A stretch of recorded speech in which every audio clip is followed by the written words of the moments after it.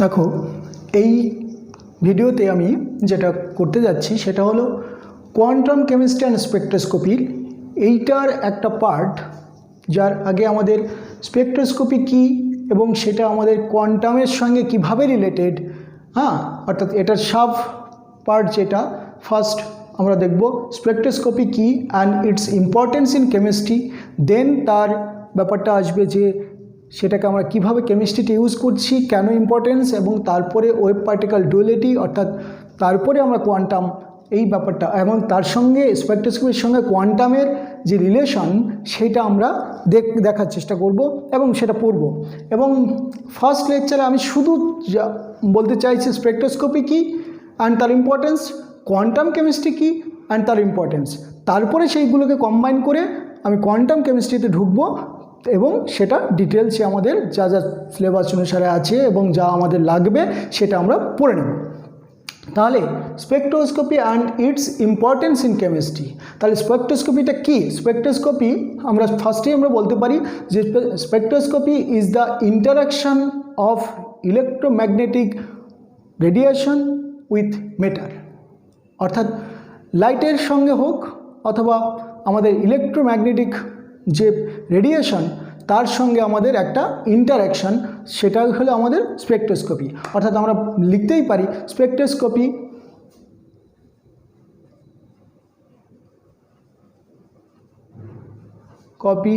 Is the study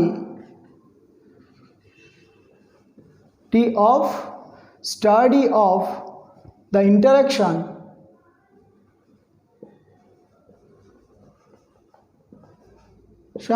of electromagnetic radiation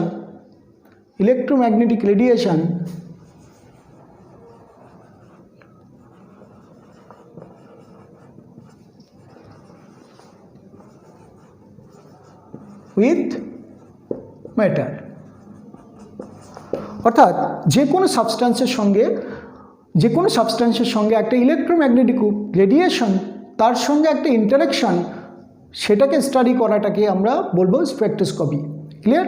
অর্থাৎ spectroscopy is the interaction between matter and electromagnetic radiation.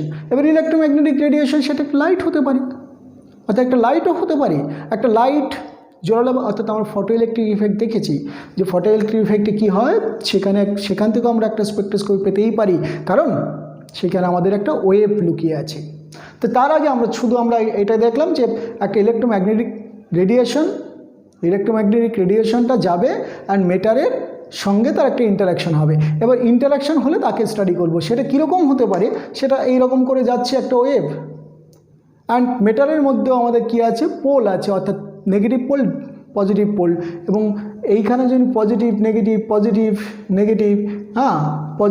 Negative এরকম থাকে, অর্থাৎ electromagnetic যে ওয়েভটা তার একটা পজিটিভ দিক একটা নেগেটিভ অ্যাম্প্লিটিউড, এই যেগুলো থাকছে, অর্থাৎ আমাদের মেটারের মধ্যেও ঠিক এরকম পোল আছে, অর্থাৎ পজিটিভ দিক নেগেটিভ, অর্থাৎ সঙ্গে সঙ্গে তাদের মধ্যে এই রেডিয়েশনটা যখনই আমরা মেটালের মধ্যে দেব, সঙ্গে সঙ্গে তাদের মধ্যে কী হবে, পজিটিভ নেগেটিভে একটা ইন্টারাকশান হবে। এই ইন্টারাকশান স্টাডি করলেই তাকেই আমরা বলবো স্পেকট্রোস্কোপি। তাহলে এইটার আগে ইম্পর্টেন্সটা আমরা দেখে নিই যে আমরা কেন পড়তে যাচ্ছি। যে কোনো কিছু আমরা যখন স্টাডি করি তার যদি ইম্পর্টেন্সটা আমরা বুঝে যাই, তাহলে আমাদের সেটা পড়ার জন্য আমাদের একটা ইন্টারেস্ট জাগে, অর্থাৎ importance of spectroscopy. Chemist R able to design the specific synthetic routes for different products, starting from different material। তাহলে ডিফারেন্ট প্রোডাক্ট সায়েন্টিস্টরা বা কেমিস্টরা তৈরি করতে পারে, কিন্তু সেগুলো কি করে বুঝবে এইটার সঙ্গে এটা মেশালাম, তারপরে যে জিনিসটা তৈরি হলো, অর্থাৎ একটা মেটেরিয়াল ফর্ম হলো, সেই মেটেরিয়ালটা কীরকম বা সেটার স্ট্রাকচারটা কী, সেটা আমরা কী করে বুঝবো ফার্স্ট। অর্থাৎ কেমিস্ট্রা সেটার জন্যই ফার্স্ট স্পেকট্রোস্কোপির দিকে এগিয়ে যায়, যে স্পেকট্রোস্কোপি দিয়ে তাকে আমরা বোঝার চেষ্টা করি এটা কী মলিকুল বা কী material. Okay, now however how to the chemist actually know what is the structure of chemical and they are wishing to make actually have. অর্থাৎ তারা কি তৈরি করতে চাইছে এবং কোথা থেকে তৈরি করতে চাইছে এটা কিন্তু সায়েন্টিস্টরা বা কেমিস্টরা জানতে চাইছে। কিভাবে আমরা এটা তৈরি হবে সেটা অ্যাকচুয়াল পাথটা কি সেটাও কিন্তু আমরা স্পেকট্রোস্কোপির মাধ্যমেই বুঝতে পারবো। Chemist to actually how what structure chemicals have, it has probably been in the most important development in organic chemistry. And organic chemistry তে কি হবে, মানে কি স্ট্রাকচার হবে, ধরো একটা মিথেন, একটা ইথেন, একটা প্রোপেন, একটা বিউটেন, যা হলো এদের তাহলে স্ট্রাকচারগুলো আলাদা কি করে আমরা বুঝবো, অর্থাৎ সেটার জন্য আমাদের বা কতগুলো অ্যাটম আছে, একটা কম্পাউন্ডের মধ্যে কতগুলো অ্যাটম আছে এবং সেই অ্যাটমগুলো আমাদের কি আছে সেগুলো বুঝতে গেলে আমাদের স্পেকট্রোস্কোপির দরকার আছে। Spectroscopy is responsible for the development of our new material, অর্থাৎ নিউ মেটেরিয়াল কিন্তু আমরা কি করে বুঝবো, এই স্পেকট্রোস্কোপির মাধ্যমে বুঝবো। দেন দেয়ার আর 3 major types of spectroscopy used in the organic chemistry. আমাদের দেখা গেল যে নিউক্লিয়ার ম্যাগনেটিক রেজোনেন্স, অর্থাৎ আমরা তাকে বলি যে নিউক্লিয়ার ম্যাগনেটিক রেজোনেন্স, NMR এই একটা স্পেকট্রোস্কোপি। তারপরে কি ইনফ্রারেড স্পেকট্রোস্কোপি, আর মাস স্পেকট্রোস্কোপি। এই 3 ধরনের spectroscopy mainly organic chemist use করে।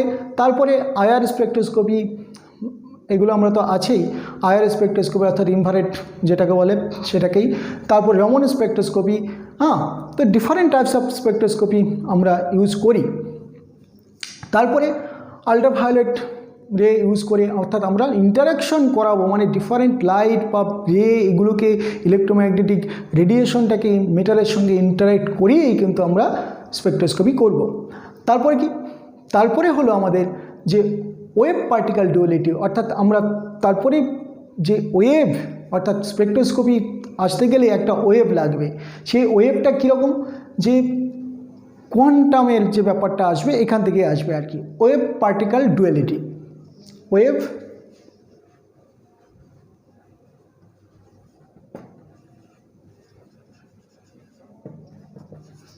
What is wave particle duality, অর্থাৎ আমি যদি এরকম বলি যে ধরো আমি এই ঘরে লেকচার দিচ্ছি, আমার এদিকে একটা দরজা, এদিকে একটা দরজা, তাহলে আমি যদি এখন বেরিয়ে যেতে চাই, লেকচার দিতে দিতে আমি বেরিয়ে যাচ্ছি এই ঘর থেকে, তো আমি কি দুটো দরজা দিয়ে একই সঙ্গে বেরোতে পারবো?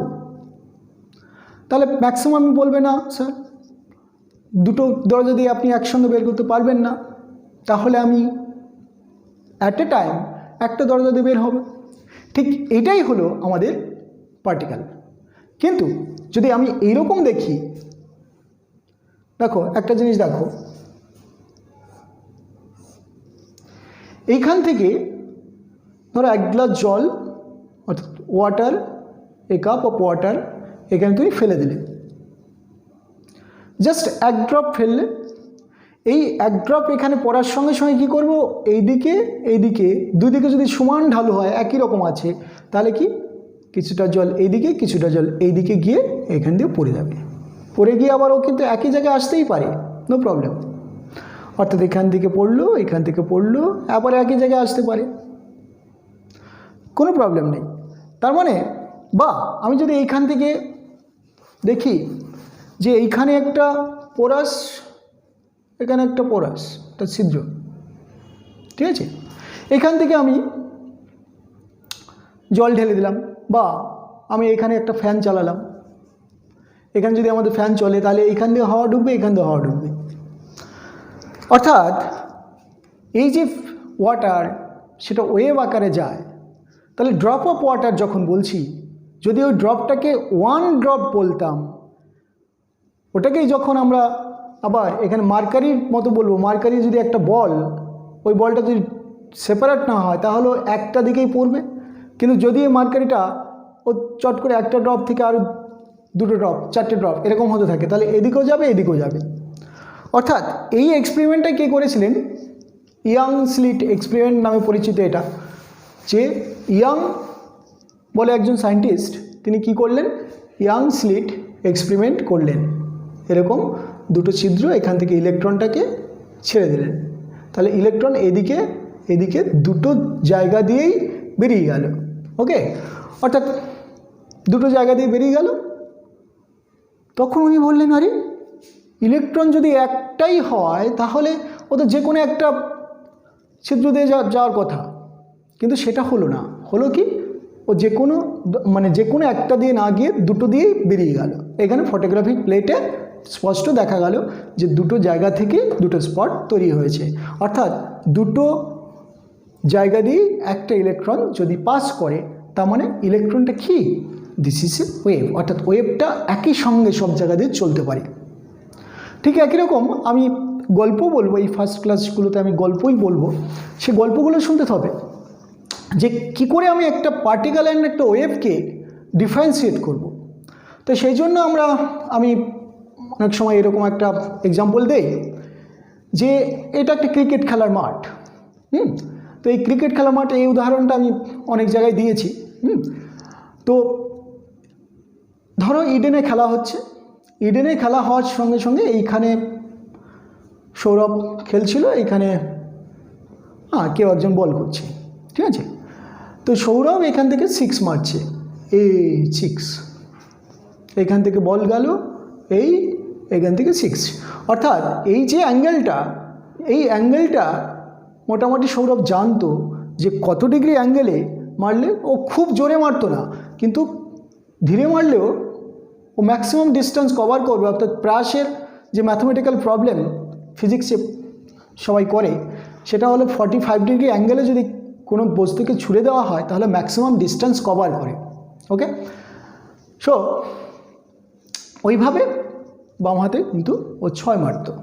তো যদি এইরকম হয় যে বলটা বাই চান্স যদি দেখা যায় যে এই অ্যাঙ্গেলটা খুব বেশি হয়ে গেছে, তাহলে ওই বেশি ডিস্টেন্সটা কভার না করেও ম্যাক্সিমাম উপরের দিকে উঠবে, তখন এই বলারই হোক বা যে কেউ হোক বলটা এইখানে পড়বে, অর্থাৎ এখান থেকে ক্যাচ ধরা যায়। অর্থাৎ ক্যাচটাকে যদি নিয়ে নেয় এখানে, তাহলে এবার একটা জিনিস হলো, এখান থেকে বল গেল এইখানে, ব্যাটে টাচ লাগা মাত্র ও ছুটে গেল, এইখানে যদি অ্যাঙ্গেলটা অনেকটা বেশি হয় উপর দিকে উঠবে, এখানে হাতে পড়বে।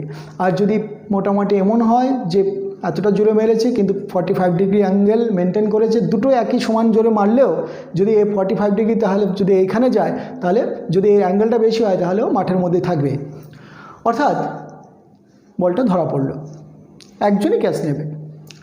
কিন্তু এইখানে আরেকটা ঘটনা, যে ধরো এখানে দর্শক সব বসে আছে চারদিকে, এই বল থেকে যখন এইখানে গেছে ব্যাটে বলে যখন টাচ হয়েছে, সঙ্গে সঙ্গে একটা ট্যাক করে একটা আওয়াজ হয়, অর্থাৎ that is a sound created from the bat বল।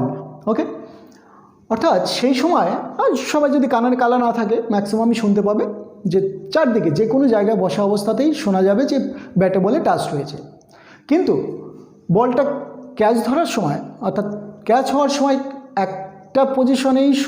একটা পজিশনেই ধরবে, একজন ভদ্রলোক একবারই ধরবে, কিন্তু আওয়াজটা সবাই শুনতে পেল।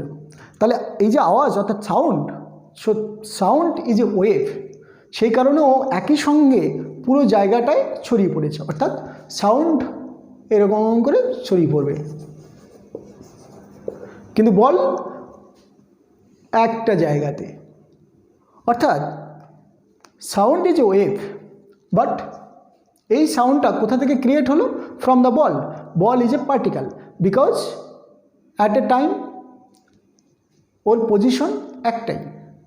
ওকে, একই টাইমে একটাই পজিশনে আছে, কিন্তু সাউন্ডটা কি হলো? একই টাইমে চারদিকেই ছড়িয়ে পড়েছে। অর্থাৎ ওয়েভ অ্যান্ড পার্টিকেলের মধ্যে অবশ্যই পার্থক্য আছে। যে পার্থক্যটা কি? পার্থক্যটা হলো যে ওয়েভ একই সঙ্গেও পুরো স্ফেয়ার, যদি এটা আমরা স্ফেয়ার বলি বা আমরা 2 ডাইমেনশনাল সার্কুলেট হইতে চলে যেতে পারে, চারদিকে যাবে আর কি। তাহলে যখন আমরা পার্টিকেল কনসিডার করব তখন তার পজিশন একটাই থাকবে অ্যাট এ টাইম। ওকে, তো এইভাবে আমরা পার্থক্য বুঝতে পারি যে একটা ওয়েভ, অর্থাৎ ওয়েভ মানে তাহলে এই যে পার্টিকেল অ্যান্ড ওয়েভ এই দুটো একই সঙ্গে এক্সিস্ট করতেই পারে। যেমন ইলেকট্রন, ও সাইজটা এতই ছোট যে আমরা কখনো তাকে পার্টিকেল হিসাবে, কখনো তাকে ওয়েভ আকারে দেখতে পাই। অর্থাৎ এই কারণেই আমরা যে আমরা বলেছি ডুয়েল নেচার অফ পার্টিকেল, অর্থাৎ পার্টিকেলের দুটো নেচার আছে। ওয়ান ইজ পার্টিকেল নেচার, অর্থাৎ মেটারের দুটো নেচার, একটা পার্টিকেল নেচার, একটা ওয়েভ নেচার। যখন সাইজটা খুবই পার্টিকেল অর্থাৎ সাব অ্যাটমিক পার্টিকেল আমরা বলি, তখন সেইগুলোকে আমরা ওয়েভ আকারে নিতেই পারি, অর্থাৎ তার ডুয়েল ক্যারেক্টার আছে। অ্যান্ড লাইক আস, অর্থাৎ আমরা বলা হাতি ঘোড়া যাই বলো না কেন, তখন আমরা কি সাইজটা অনেক বড়, অর্থাৎ তার ভেলোসিটি অনেক কম, তাই এর ওয়েভ নেচারটা কম। কিন্তু তার মধ্যেও আছে ওয়েভ নেচার, সব পার্টিকেলের মধ্যেই আছে, কিন্তু এর ওয়েভ নেচারটা এতটাই কম, অর্থাৎ আমরা সেটাকে কাউন্ট করব না অ্যাকচুয়ালি। ওকে, তাহলে আমরা শুধু সাব অ্যাটমিক পার্টিকেলের ক্ষেত্রেই এটাকে কাউন্ট করব। তাহলে এইবারে আমাদের আসবে যে অ্যাটমিক স্পেকট্রা এবং মলিকুলার স্পেকট্রা কী জিনিসটা। অ্যাটমিক স্পেকট্রা অর্থাৎ when atomic spectra first,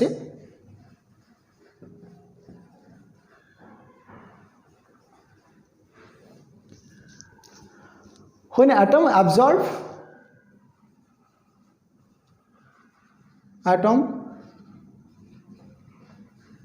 absorb energy and excited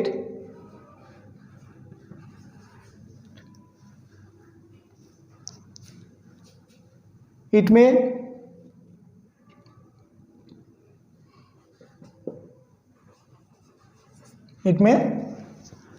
emit energy.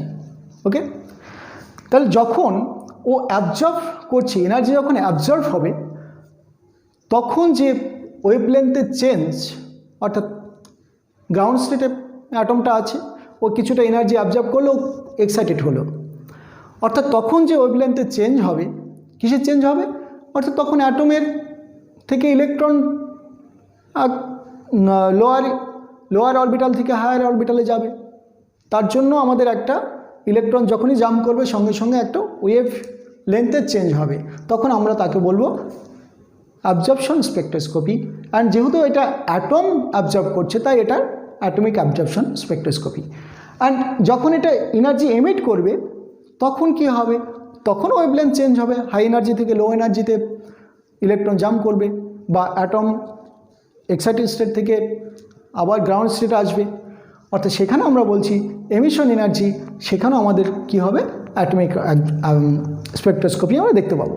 ঠিক similarly, when molecules will absorb some energy and get excited, again it may emit energy and come back to ground state. Then we can also see the spectroscopy. That's mean since it is molecule, then this spectroscopy is known as molecular spectroscopy. ওকে, অর্থাৎ atomic spectroscopy আর molecular স্পেকট্রোস্কোপির মধ্যে পার্থক্য বোঝা গেছে। আমরা এই লেকচারে এই পর্যন্তই নেব।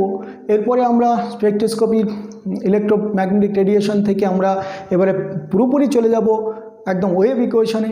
তার আগে আমরা এই ওয়েভ ইকুয়েশন যেটা, অর্থাৎ এই যে আমরা ডুয়ালিটি, অর্থাৎ দুটো জিনিস একসঙ্গে এক্সিস্ট করছে, একটা কি বললাম যে পার্টিকেল আর একটা হলো ওয়েভ, তার মানে এই ওয়েভ আছে কি নেই বা পার্টিকেল এক্সিস্ট করছে কি করছে না একই সঙ্গে, সেই জন্য আমরা এই ওয়েভটাকে একটা সাই দিয়ে অর্থাৎ ওয়েভ ফাংশন দিয়ে ডিফাইন করব। তাহলে এটার মধ্যে একটা কি রয়ে গেছে যে একটা পার্টিকেল, সে কি পার্টিকেল হিসাবে নাকি ওয়েভ আকারে, অর্থাৎ এই দুটো জিনিস একই সঙ্গে যদি আমরা এক্সিস্ট করতে হয়, তাহলে আমাদের একটা ইমাজিন করতে হচ্ছে, আর একটা রিয়েলিটিতে আছে। অর্থাৎ আমি বলছি হ্যাঁ পার্টিকেল আছে, তুমি বলছো না এটা ওয়েভ, এটা বলছো না এটা ওয়েভ, আমি বলছি না পার্টিকেল। অর্থাৎ এই যে দুটো জিনিস, অর্থাৎ আমাকে এখানে ফার্স্টে একটা রিয়েলিটি, অর্থাৎ অ্যাটম ইলেকট্রন তো আছেই, কিন্তু সেটা ওয়েভ আকারে না পার্টিকেল আকারে, অর্থাৎ সেই কারণে আমাদের কি করতে হচ্ছে, একটা ইমাজিনেশন আর একটা রিয়েল জিনিস আছে। সেই জন্যই আমরা ফার্স্টে কি করলাম, এটা একটা কমপ্লেক্স নাম্বার দিয়ে a প্লাস আইবি এরকম একটা জিনিস নিলাম, অর্থাৎ একটা রিয়েল আর একটা কমপ্লেক্স, অর্থাৎ এইভাবেই আমরা একটা ওয়েভ ফাংশনকে ডিফাইন করলাম। তো তারপরে কি, তাহলে এইটারই যখন আমরা কমপ্লেক্স কনজুগেট নেব, কমপ্লেক্স কনজুগেট তখন a মাইনাস আইবি এরকম নেব।